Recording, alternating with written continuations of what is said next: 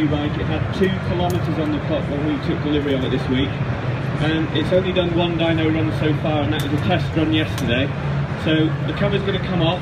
I'm going to start it up, and I'm going to run through a very, very basic warm-up procedure. Anybody that needs earplugs, we've got lots of them here, so please use them. Children will have been given some of these. Please make sure you give those back, otherwise we're going to be limited to do any other runs further in the week, because we must have people with offered ear defence. So we shall now peel the covers off and we'll get it warmed up.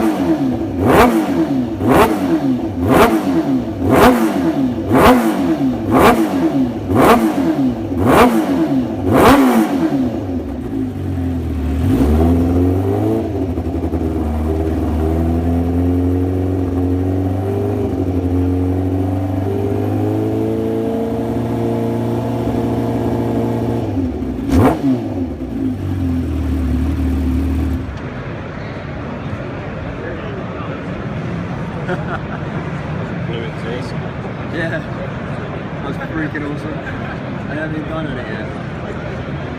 It's going to be insane. Okay, so all we've done just now is literally just warm it up to 70 degrees, and we're going to let that heat just radiate through it. And while we're doing that, it's at full, don't worry, that's as far as it goes, sorry. And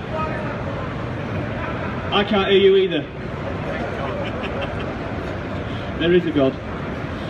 So, what I have here right next to me is Martin Lambert. He's the press officer for Kawasaki Motors Europe. I'm going to ask him a couple of questions, and those of you that are closer to the front are going to be able to hear us.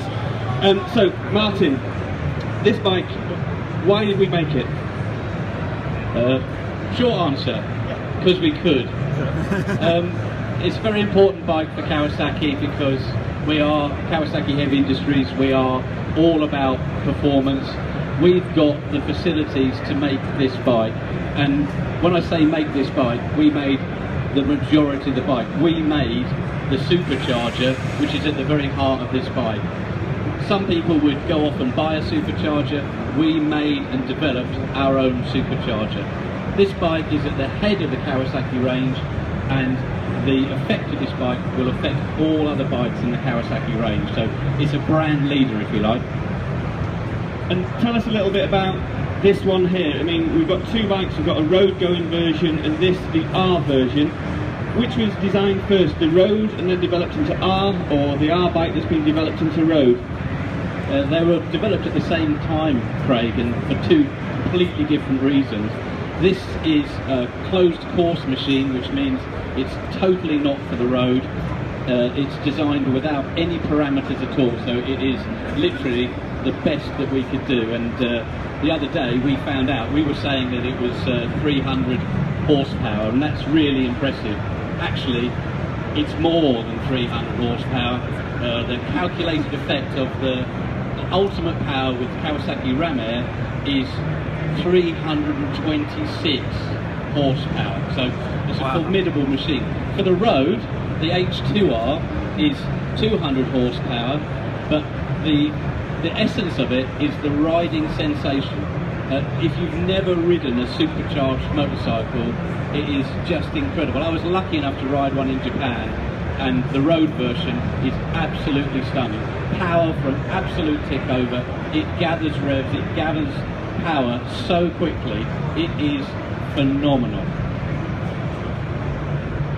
So, the heat will have radiated through this now. Now we've been lucky, we've had the help and assistance of Dynojet UK. I'm going to hand over to Richard from Dynojet. He's going to run it through, we're limited into the length of time we can run it. We're going to run through the gears run and then a power run. If you've got earplugs, make sure you put them in. Thank you. There he goes.